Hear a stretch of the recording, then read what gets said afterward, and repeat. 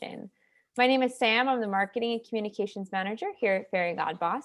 And Fairygodboss is the largest career community for women. Our mission is to improve the workplace by increasing transparency. We offer a ton of great free resources like anonymous company reviews, job listings, articles, virtual recruiting events, and so much more to help you succeed throughout your career. Before we get started, we will be taking some questions at the end of today's session, so feel free to leave them in the Q&A at the bottom of your screen. As a reminder, you can leave questions as yourself or anonymously, so don't be afraid to ask whatever comes to mind.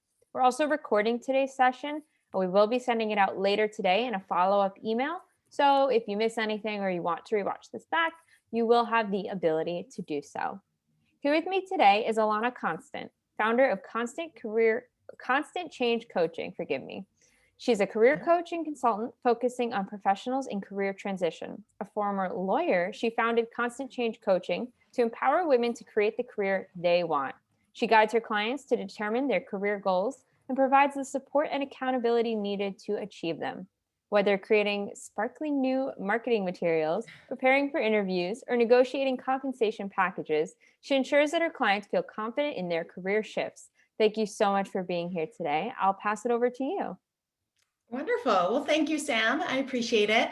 And it's actually really wonderful to be here with Fairygodboss. I actually started writing for Fairygodboss years ago. Like I want to say even maybe 5 years ago when it first launched. So it's pretty cool to be coming full circle and to be doing this presentation.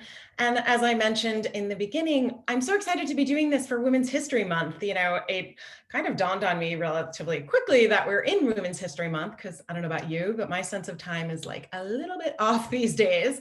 But I'm even more excited just recognizing that fact and how important it is to be talking about women and salary and transparency and creating a culture around transparency for your salary, because that's really the only way that women are going to get ahead is if we talk about these things and just if we make them a priority. 2 seconds before I got on this call, I happened to check Facebook and I'm in a women's lawyer group, and someone posted that they had attended a workshop this morning and they learned that for female lawyers, the pay gap has decreased by 3%. That's 3% over the last decade. That is such an incremental change. Like we can't be satisfied with that. That's nothing. And the reality is that the person who was talking said that we'd need to have another 70 years in order to actually close the wage gap. That's just close the wage gap. That's not even letting women get ahead, which we all know realistically they probably should be. But anyway, that's just to close the wage gap. That's a real problem, and we need to be addressing this. And hopefully today's conversation will help you feel more empowered to start asking for what you deserve, because that really is the most important thing. You're only asking for what you deserve. And a lot of what we're going to talk about today is how to find that value and understand what it is that you actually deserve, but also more importantly, how to find the confidence to ask for what you need. So let's get started. I'm happy to be here, and I'm happy for you to be here with me. Please put any questions that you have in the chat. Sam is going to be moderating, so she'll follow up. And if anybody has any questions after, please reach out to me. My name is Elana Konstant, in case you missed it. And my email address is Elana, E-L-A-N-A, at Constant Change Coaching. Constant is my last name, kind of worked for my business. That was just a lucky break. But I definitely want to hear from you. I've been a career coach now for about 10 years, and my work is amazing because I get to work with such impressive women. I do also work with men, I should mention, and hopefully there are some men on this call right now. And I love working with men, but women are kind of my sweet spot. I love them. I learn so much from the women that I work with every single day. And I feel so honored to be doing this work and to be helping people make a change in their careers, in their lives, and just in the world generally. So I think it's a really important topic to be talking about salary negotiation. I work with people on all sorts of career transitions, so sort of running the gamut from salary negotiations, but all the way moving backwards to resume revisions, helping people do self-assessment, figure out what it is that they want to do next, thinking through strategic networking so that they can figure out how to reach out and build the networks that they need in order to get the jobs they want. I also help people with marketing materials, so creating resumes and cover letters and LinkedIn profiles that really speak to the brand that you want to create. And something I always say to clients whenever they're in career transition is that you really want to be thinking about the job that you want, not the job that you have. And that's a good perspective for salary negotiations as well. Don't think backwards about what you've been making, what you've been paid, because that's irrelevant. Not only is it illegal in New York and in many other states to be asked about it, but it also doesn't matter because what matters is the here and now and where you're moving towards from here. So if anybody has any questions about my work or career transitions or leadership capacity, please feel free to reach out. But without further ado, let's get into this conversation. So the first thing I want to talk about is you can, you can, you deserve more. Everyone deserves more. And we've already talked about the fact that women are already underpaid. And we're going to a little bit more into those statistics in a few minutes. But I think it's important to just shift your perspective into realizing that so much of asking for what you deserve is about the whole confidence issue. And unfortunately, a lot of women and a lot of incredibly successful women, apologize, live from New York City here today, a lot of successful women suffer from imposter syndrome, and that's just a reality. Now, I don't know if any of you are familiar with this term. It was coined in the 1970s by psychologists, and basically it really applied to, in particular, women, but they realized that many people suffer from it as well. This notion that you're somehow like a fraud, or that everybody's going to find out that you've been faking it all along, that you don't deserve the career that you have, that you don't deserve a raise, that you don't deserve the salary that you're asking for.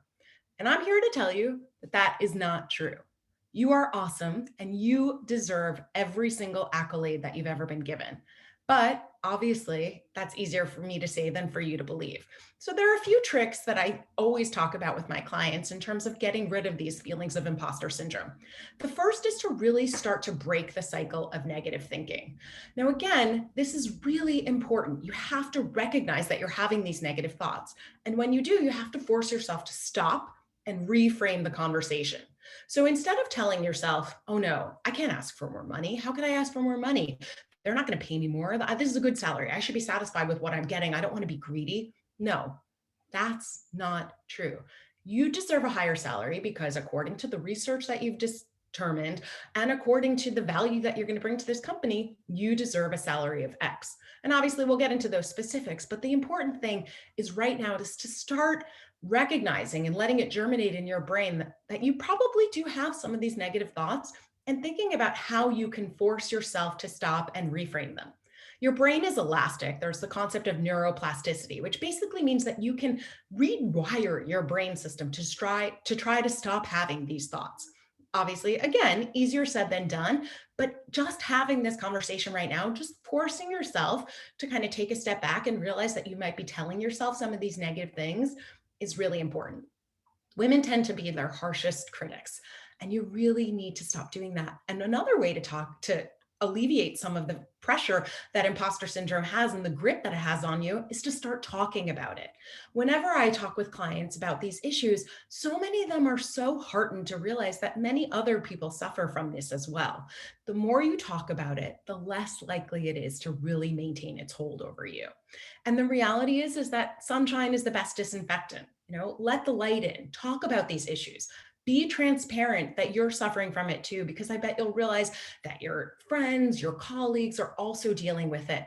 And the reality is that the more you can boost your friends up and the more you can boost each other up, the more likely you are to boost yourself up too. So I always say that there are so many other things that you can do to kind of build confidence.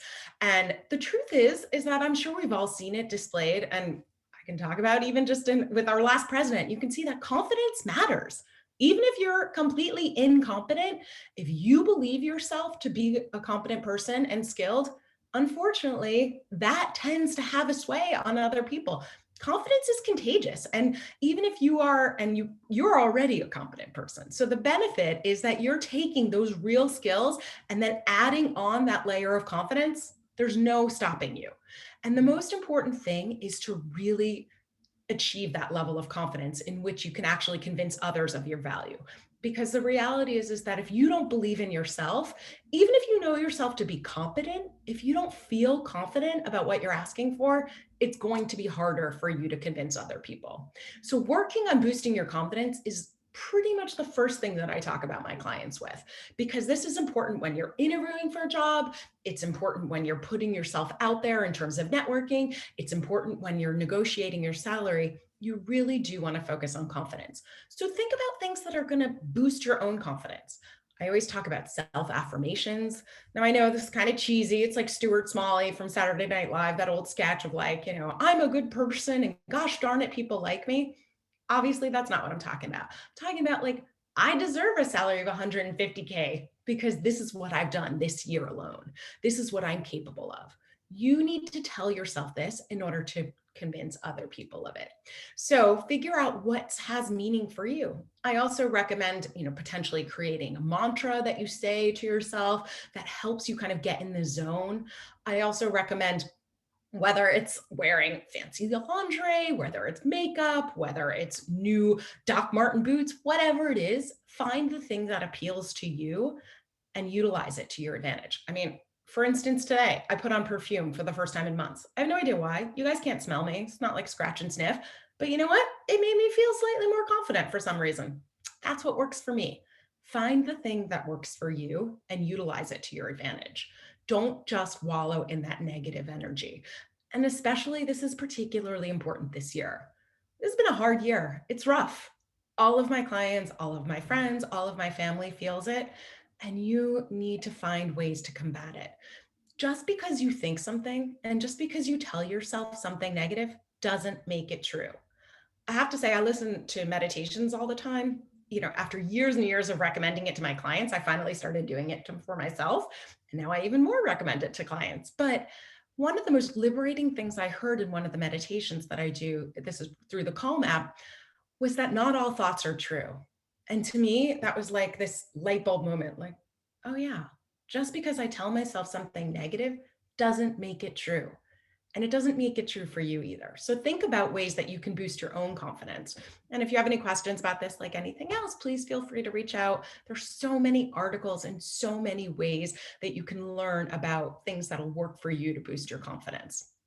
But let's talk about the specifics of why you should negotiate your salary. Now, I already mentioned that in the legal field, the pay gap has decreased by 3%.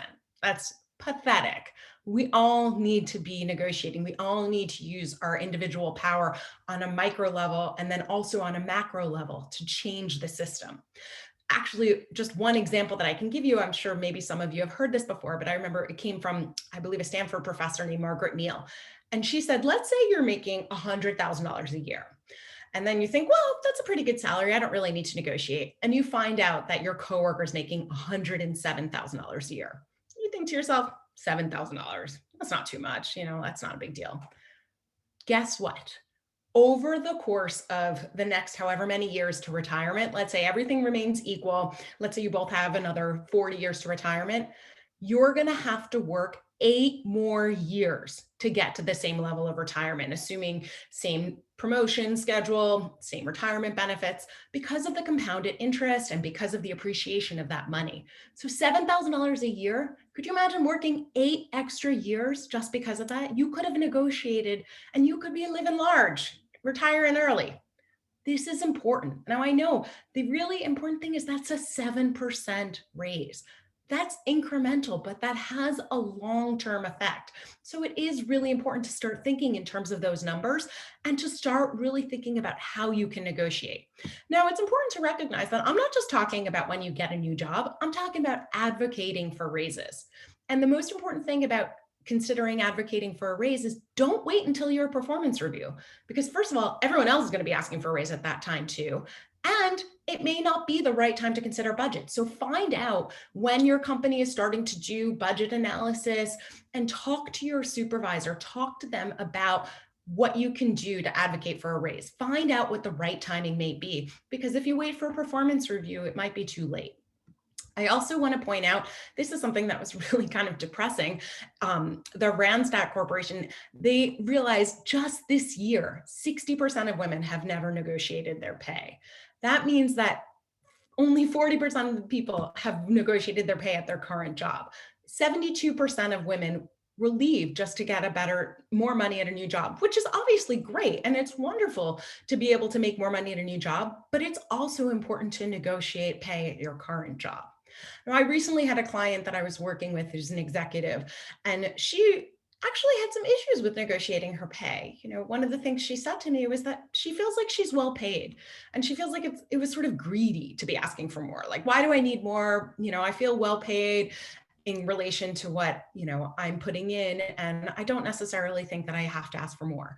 And one of the things that I said to her was that it doesn't matter if you're well paid. You're well paid because it's well deserved.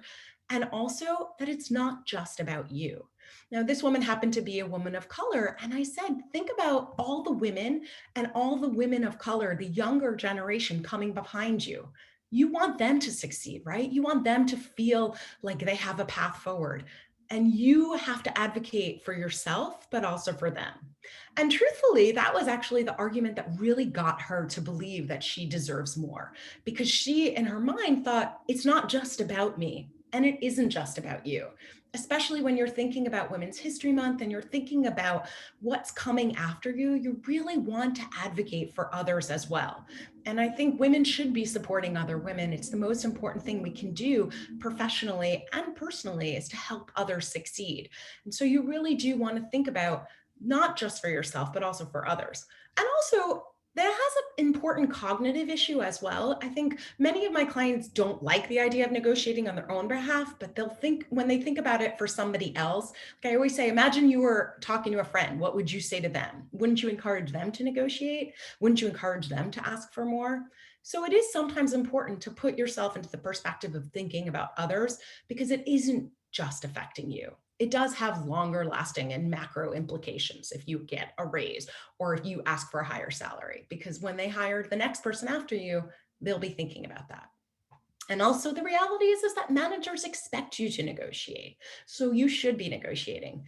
And unfortunately, as with most things, especially in the United States, this has a disproportionate impact on people who are already well paid.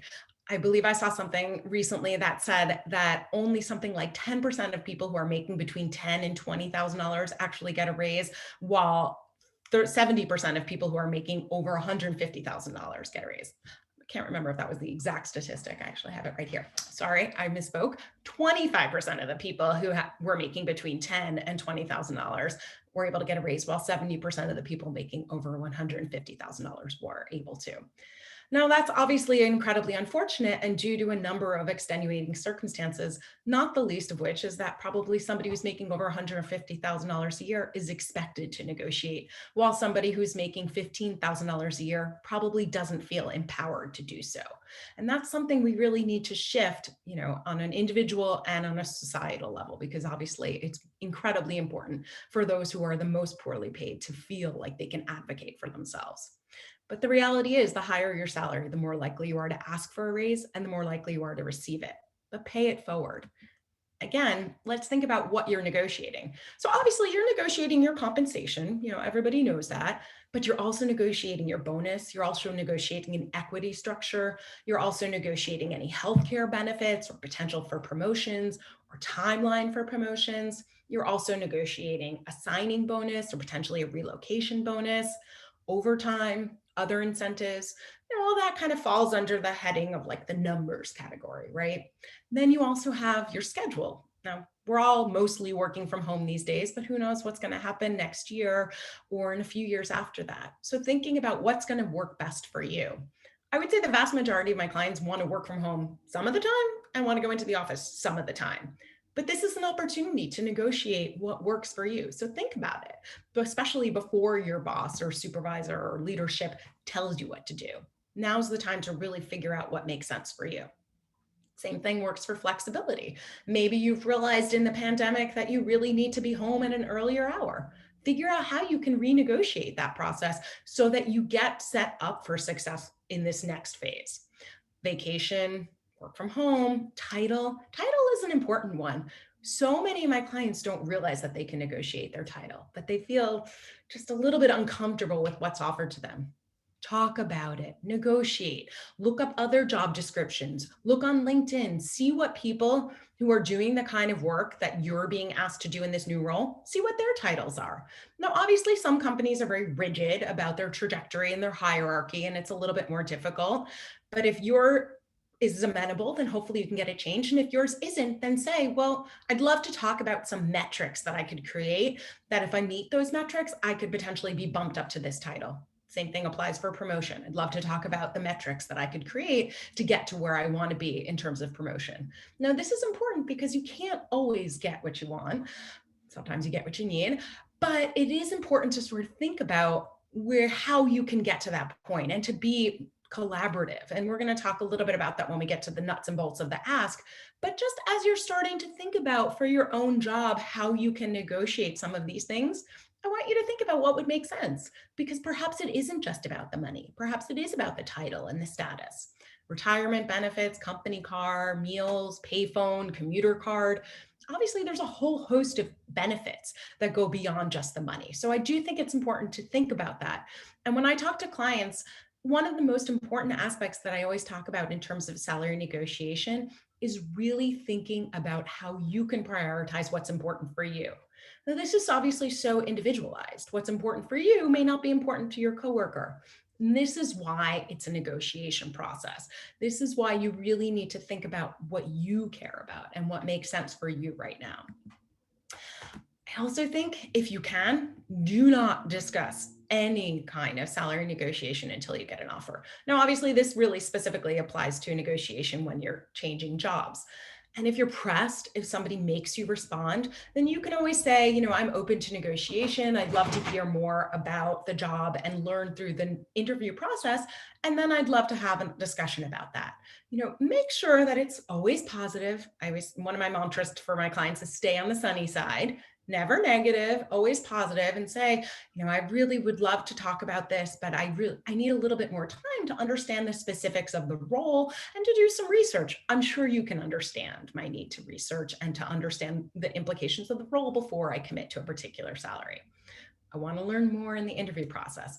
You could also turn it around on them and say, I'd really love to hear what your typical range for this role might be. Now, again, there's a lot of schools of thought about this, about whether you should put out your number first. Generally speaking, I do think you can put out your number first, because that allows you to control the discussion a little bit better. It's sort of like an anchor. I'm sure you've heard that term before with respect to salary negotiations. And the truth is that it does give you a little bit more control if you're the one putting forth that number. And speaking of number, I've read numerous studies that say that you're actually much more successful if you put out a number that's specific. Now, this definitely has like some psychological impact, but let's say instead of saying let's say you think you want to make like $85,000 a year. So instead of saying 85,000, you'd be like, I think a salary, we're not getting into, the negotiation process just yet, but let's say you really want to make $85,000 a year and that's your ask. You would say like, I think a salary of 87,500 is appropriate for this role. Can we talk about whether that is comfortable for you? So the important thing there is that it's not a round number. It's a very specific number. And this connotes that you've done your research and that you are somebody who's prepared to negotiate. So think about that in terms of the way that you put forth the number, because I think most people tend to go for the round number. And you also do want to have a range in mind that can shift. Now, again, this goes back to like this old adage, should you give a specific number? Should you give a range? It does a little bit depend. I have a lot of clients who really can't get to one number and just don't feel comfortable. So I always say, then give a range. And the important thing about the range is that the lower number of the range should be what you actually expect. So that way it's really a negotiation process. So let's say you really expect to be making $100,000 for a job. Your range should be something like $102,000 to $118,000, I think would be appropriate for this role based on my understanding of the market and the expectations for this role. That way you have a little bit of flexibility to negotiate.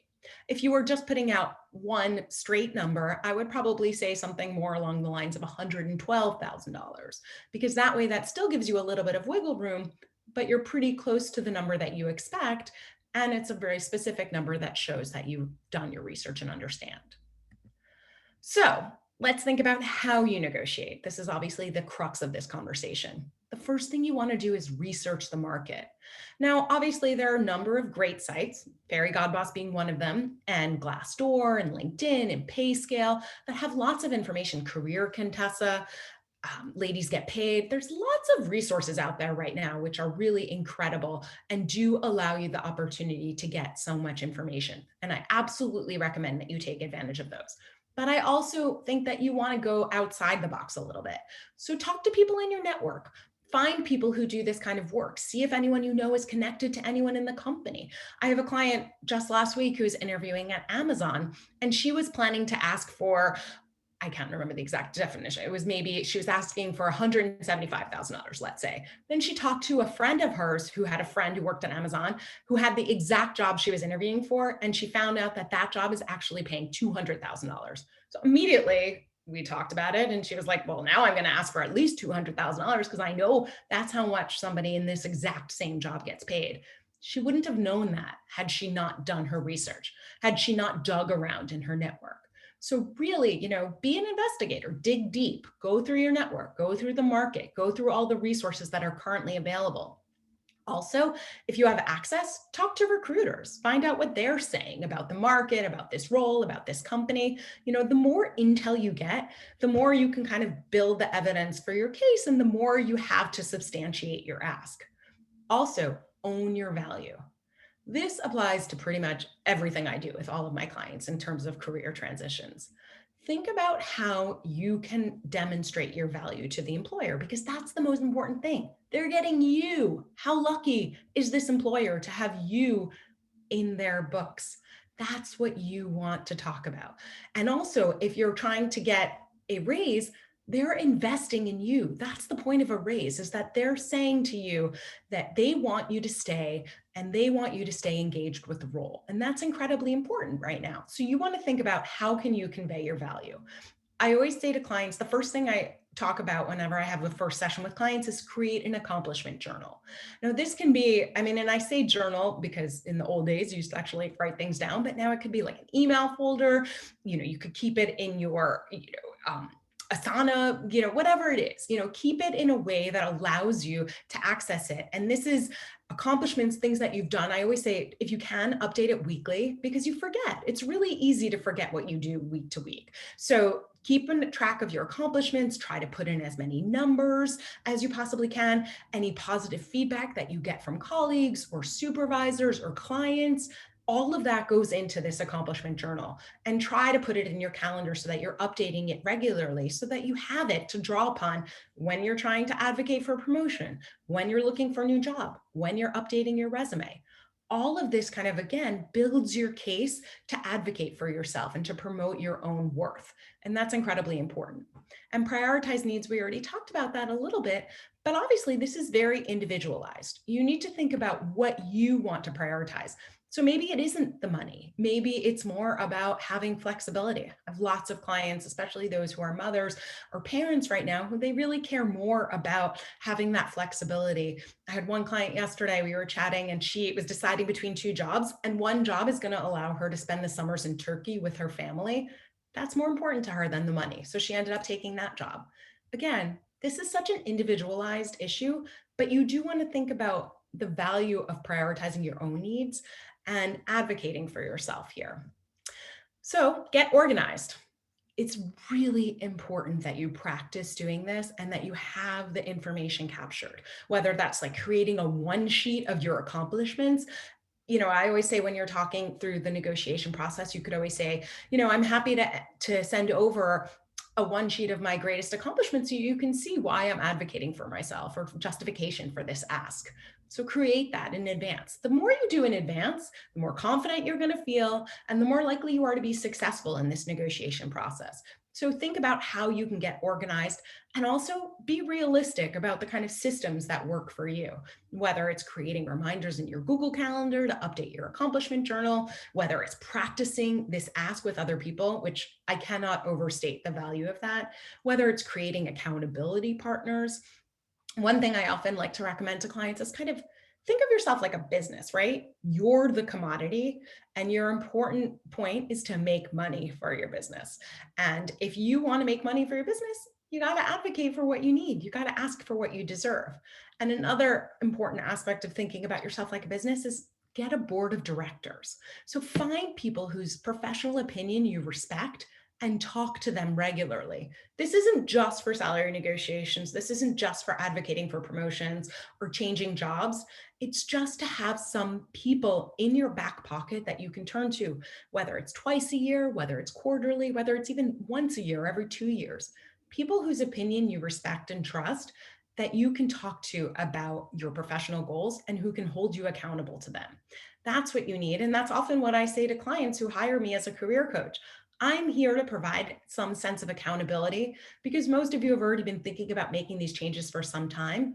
And then when you have someone who's going to hold you accountable, but also provide that sense of support, that's when the change happens. That's when it's catalyzed. So think about how you can get organized and create that sense of accountability for yourself. Use your network. And we already talked about this in terms of gathering that evidence for the market and understanding what the compensation rate should be, but also use your network when you're looking for a new job, when you're advocating for promotion. This has so many different levels to it, but I think the most important thing whenever you want to achieve professional success is to create a strong network.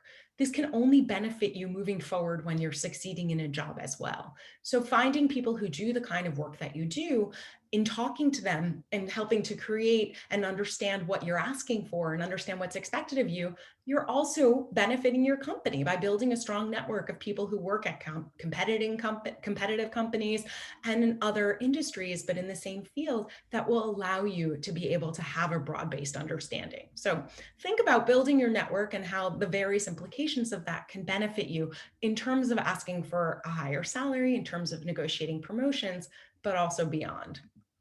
So, a few resources that I wanted to talk about in terms of getting some information about the salary guides would be the Robert Half Salary Guide, Fairygodboss, where we are right now, PayScale, Salary.com, Career Contessa, Glassdoor, Ladies Get Paid. There's so much research out there. It's not possible to just say, you don't know. And that's why it really comes into play when you think about anchoring the conversation with your ask. You have to go ahead and do this research. Now, I know everybody's busy, nobody has time. And I do think it is most helpful to talk to people in your network, but dedicate some time. Find an opportunity on your calendar to book it and block it and hold it sacrosanct so that you do spend some time doing this research because it is incredibly important and it will pay off significantly once you're able to actually get that raise. So spend some time. And also, what's really important there is to be able to say to the person that you're negotiating with, based on my market research, and then give those statistics. People like statistics. If you tell someone, oh, I happen to notice that the competitor company at this same rate is offering X and you're offering Y, it's a little bit hard for somebody to come back and then argue with that.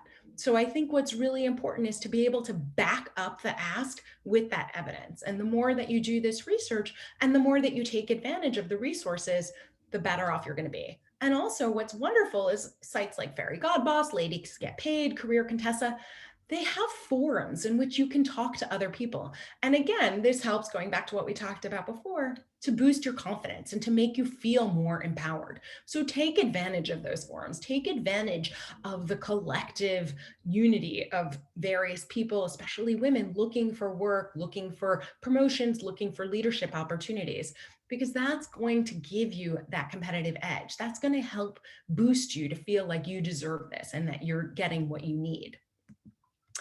Also, just remember, you really aren't allowed, especially in New York State, to be asked about salary history. So if anyone starts to ask, first you should do your research and see what's happening in your state. But there are many states now wherein you're not allowed to technically ask about this. So you should feel confident to kind of deflect the question or come right out and say, I don't believe that's a question that I need to answer in this interview. However, that sometimes can be a little combative, even though I think it's obviously very much within your right to say it. But if you wanted to say something slightly less kind of antagonistic or potentially assertive, then you could say something like, the real reality is that my previous job wasn't exactly the same as this job. And let's talk about the specifics of what's requested of me here, because I want to speak to the job at hand and I want to make sure that I'm going to be able to fulfill what you need from me.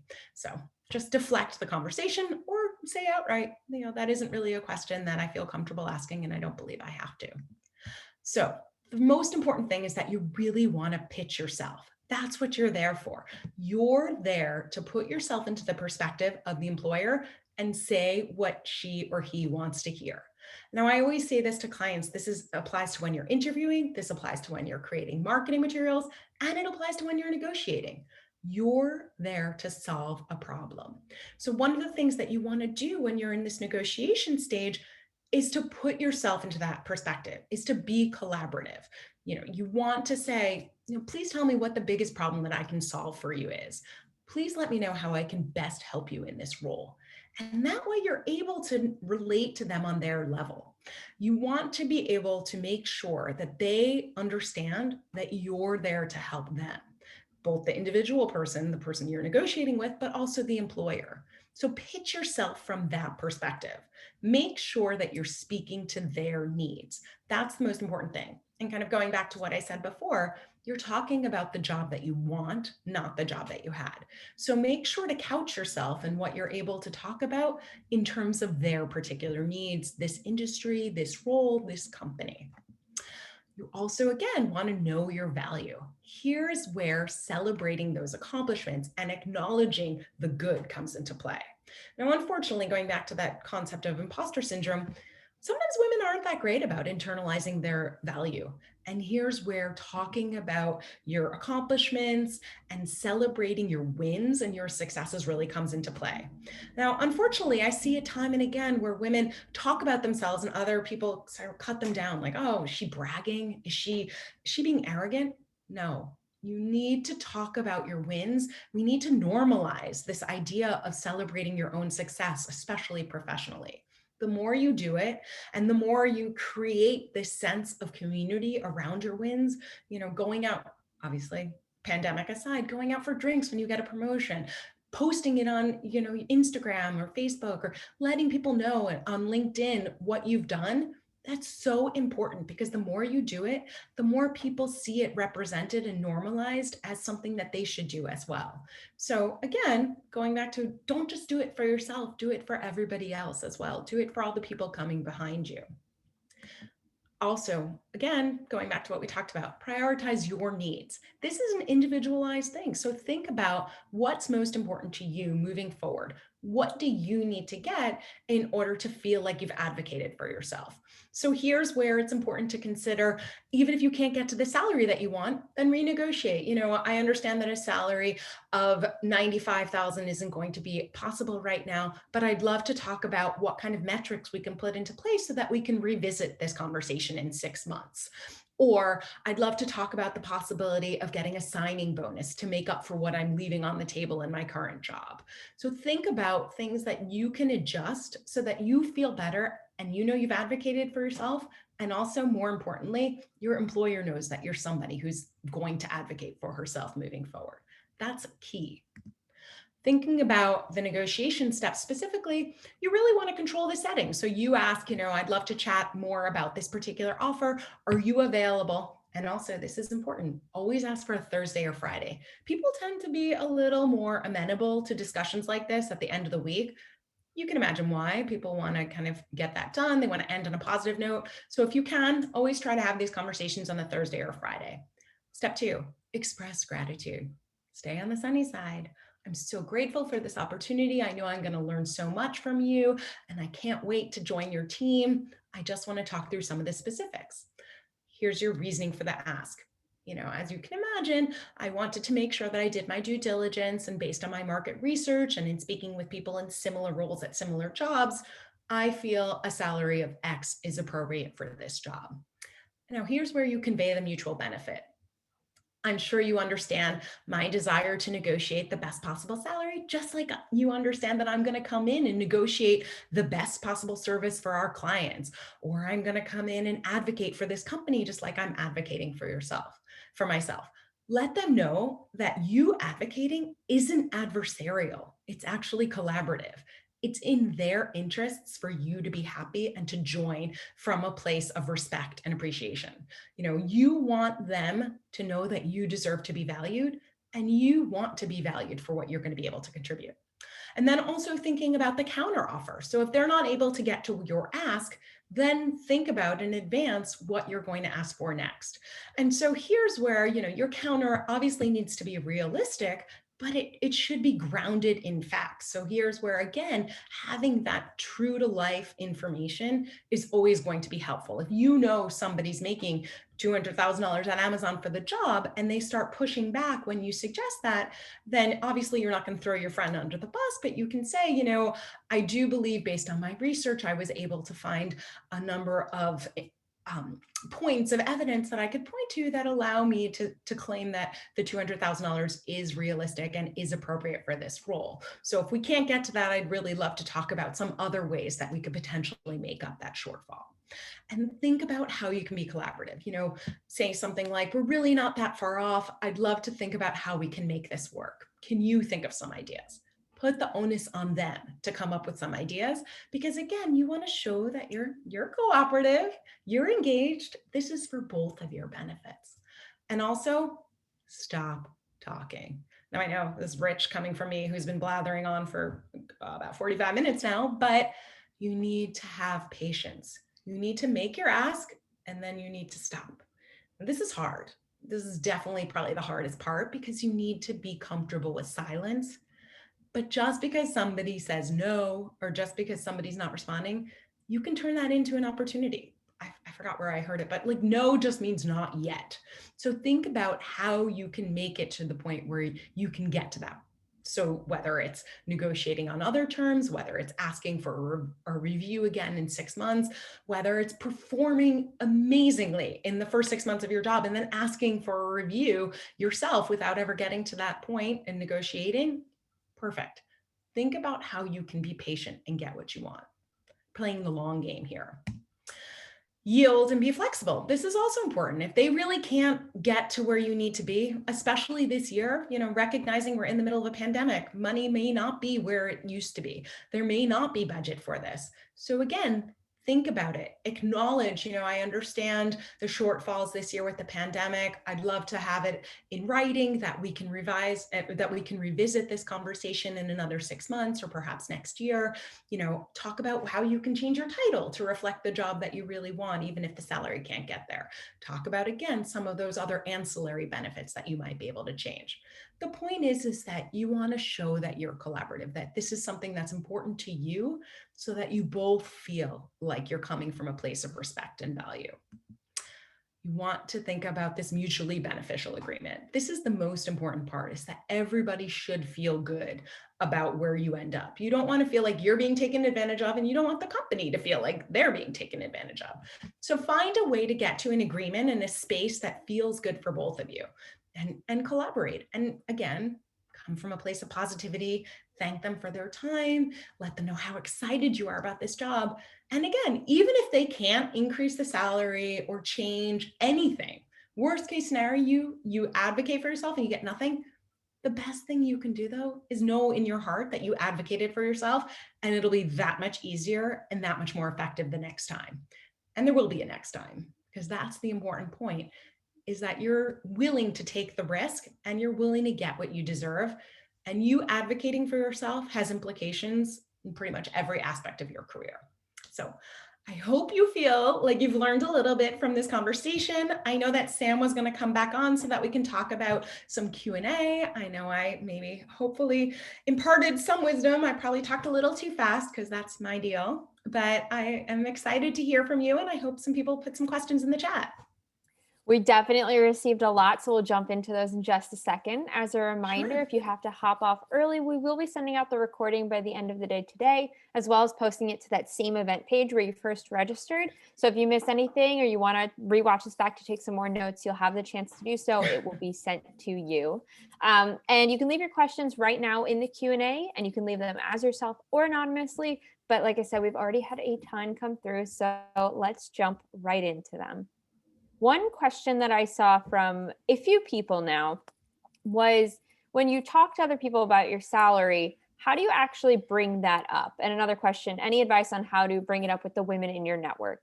A lot of people find that a bit uncomfortable or a bit personal. Yeah. So how do you even start to have that conversation? I mean, I think you got to rip the Band-Aid off. I think you just need to have that conversation, because the sooner you start, the easier it's going to be. And the reality is that I bet you'll find that so many other women are like, oh, thank you for bringing this up. I'd love to talk about it. Now, obviously it's easy for me to say, I'm a career coach. I have to ask people, but you'd be surprised. I mean, I have people that are paying me for my career expertise. And when I ask them their salary, are like, I'd rather not say. I get that. Some people are really private, but the more that we normalize this and the more we talk about it, the easier it's going to be. And the reality is if you won't do it for yourself, do it for, that young girl in college who wants to have the same job as you and you want her to make more money. You want her to feel comfortable asking. We're never going to be able to close the pay gap if you can't talk about salary. We need to just make this a normal part of conversation.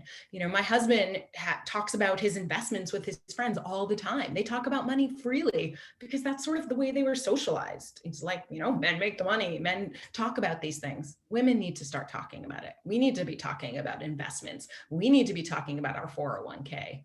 We need to help each other with money.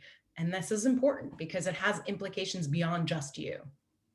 Yeah, that's a great point. And be the first one to say it. If you're with a group of trusted individuals, be the first one to say it. It'll definitely will take the pressure off of somebody else. If you're not just like, what do you make in a year? But saying, hey, this is what I make. I'd love to talk with you about it as well.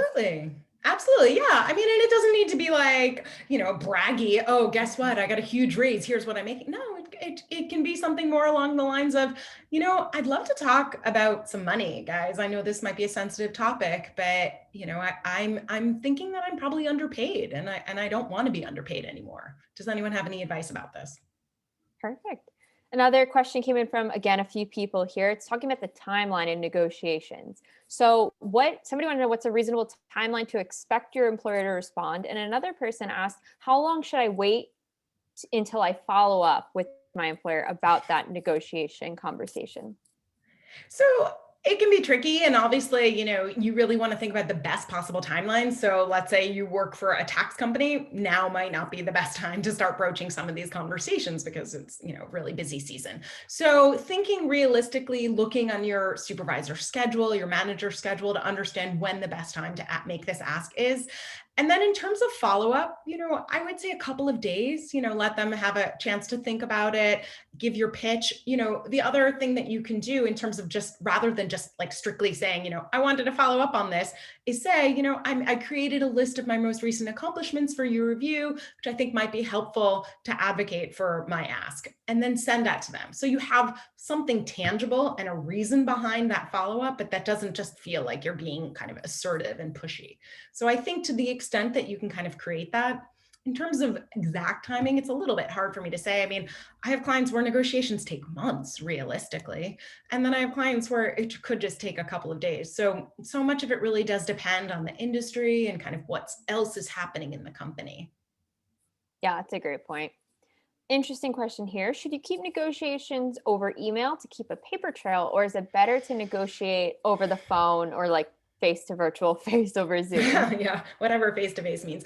Yeah. So, this one is a little bit tricky. I think generally you want to start the negotiations by email, or at least ask for the opportunity to speak on the phone by email. So you have kind of a recorded copy of it. I generally think people tend to respond better in either a Zoom or a phone call, like kind of having that interaction. So it's easier to kind of be more upfront. And for some people, it can be easier to make the ask in an email because it's a little like one step removed. But I think the reality is that you're probably more likely to achieve what you want to achieve in a Zoom. The key, though, is to then follow up with a paper trail. So you have a conversation, you have a phone call, they agree to X, you follow up, or you have a Zoom, you follow up immediately, hi, Joe, it was great chatting with you earlier. I just wanted to follow up on our conversation. You had agreed to, a raise of 10% based on, XYZ metrics. Again, that creates that sense of the paper trail, but it kind of allows you to have that personal connection that can be really impactful. That's great advice. And a question here from an anonymous attendee. They wanted to know, how do you negotiate internally when you know, or you think you know, that your salary is at the max for your job level and for the company budget? So when you have a good feeling that you might be at that max number, what should you do? What should you do next? So it could be that you are maxed out of that company, and I think that's key too. I have lots of clients who go out and start interviewing and then come back and say, I mean, and obviously you want to do this in a very respectful fashion, but you can sometimes use other offers as leverage. Somebody's trying to poach you and you say to the company, I don't want to leave. I've built a home here. This is the foundation of my career and I want to stay. So let's think about some ways that we can create a mutual benefit to us. And so maybe it isn't that you get a higher salary. Maybe it's that you take a sabbatical every other year. Maybe it's, thinking about ways that you can be creative, that it makes sense for you to stay. And then, obviously, maybe they can find a budget. Maybe if your metrics are so high, let's say you're in sales and you're increasing their sales capacity by 20% every year, then you can advocate, I understand that this is the top of their budget, but I think that budget should be revisited based on my performance. And that's key, is really understanding your value add to the company and then advocating based on that. Yeah, that's a great point. Two questions here about bringing past pay into the conversation. One person wants to know, do you ever think it is valuable to bring your current pay or your most recent pay into the discussion? Do you think it could help you to get a higher salary at this new position?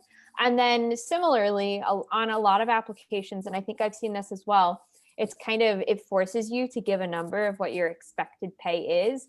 What should you do there? Should you just highball it? Should you make up some random number that doesn't make sense so that you can bring it into a conversation? How do you go about that when you're kind of forced on the spot there?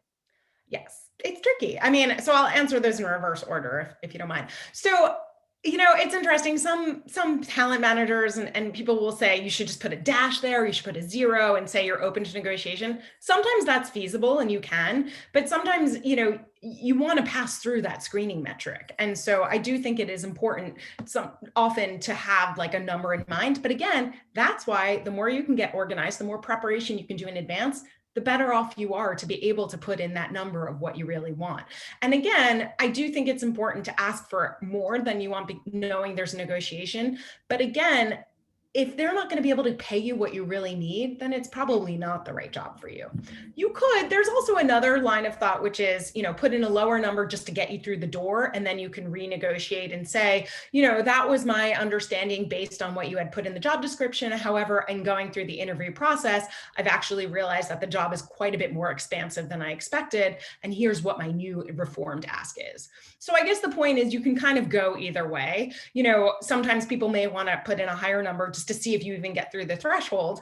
But if you're cautious about that and you're not 100% certain in your ask, then you could put in a slightly lower number, but then feel free to negotiate later, because I do think you can always sort of say, that was then and this is now based on a lot more information. And then in terms of your sorry, Sam. No, continue. In terms of your prior salary history, yes. I mean, I do think sometimes there is a time and place. I mean, even though the employer is not allowed to ask about it, you're free to talk about it. However, it really does need to be relevant. So I wouldn't just bring it up if you're pivoting into a new space or you're taking a step back or it's a smaller company or like there isn't something tangible that you can speak to that makes sense for you to bring it up. But if there is, and they're trying to lowball you, then you can say, I just want you to understand that this is where I'm coming from. This is my level of expertise. This is what I'm bringing to the table. And I want you to appreciate that. And I want to be respected and valued for what I'm bringing. And again, if they're not able to get to you to where you need, then maybe it isn't the right company for you. Yeah, that's so true. Sometimes you just have to look elsewhere. I mean, it's hard, it's easier said than done. And obviously in the pandemic, you have other kind of factors playing on you. And maybe it does make sense to not get the salary that you need, but maybe you could get the title that you want. I always say it is also most important to negotiate salary because obviously everything else, equity, bonus, everything is based off of that piece. But if you can't, maybe you can get a signing bonus. Maybe the money can come from elsewhere. So, try to be creative. Again, that goes to that sort of collaborative piece. Mm-hmm. I already know your answer is going to be, it depends on this one, but I still think that you can give us some really valuable advice here and maybe point us in a direction of where to go. A few people asked very similar questions of what if you're applying for a role that's really niche, or what if you're applying for a role that's not a standard title, but it combines a bunch of different titles. They gave the example of what if you're a social media and events coordinator, that's not a typical salary sort of position. So do you have any advice of what we should do if we're in that position? Should we look at standard pay rates for the industry, standard for the company, standard for those types of roles elsewhere? Kind of what's the best bet there? So here's where having a strong network really comes into play, because you can also ask other people in your network, or you can ask recruiters, or you can kind of pose this question in, let's say, like a Facebook group or a Slack channel that really pertains, that is a little bit more specific, and people might have some deeper analysis. Again, goes to this idea that the more transparency we create around salaries, the easier it's going to be to kind of get that advice from other people. But in terms of like, if you don't have that strong network, or if you're starting out and you're first trying to build it, pull all the resources that you have. So pull what social media planners make, pull what event planners make, find some ways to kind of piece it together, and then come up with an argument that you can make, that you can say with a straight face to the person that you're speaking with, like, here's why I think I deserve this salary. Here's the evidence. And again, that portion of your value add, that one sheet that you create, your accomplishment journal, that's going to give you the confidence, but it's also going to give you the actual hard evidence to be able to say, in my last role, I was able to create, 1 million media impressions in a 6-month period, or I was able to plan events for 350 people in a 2-week period, whatever it is, but find ways to advocate grounded in reality. But truthfully, the more resources that you can get and cobble together that do have relevance, and I do think the networking element is going to be really important, especially as there are more and more jobs that aren't traditional per se, that aren't going to fit into a nice little box. Yeah, that's a great point.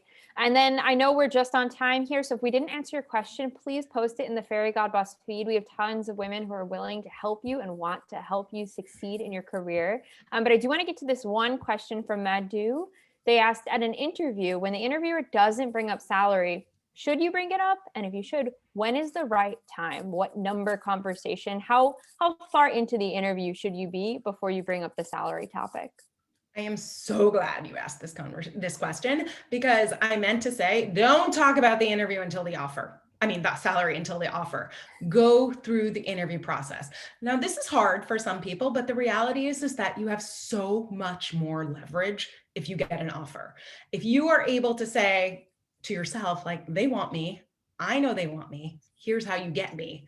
That's the most impactful time to be able to have this salary conversation. If you bring it up too early, you run the risk of not advocating for yourself properly. Again, you have to do that due diligence. You have, and the reality is what I said, to punt the question early is true. You need to know the expectations of the role in order to be able to fully form that ask.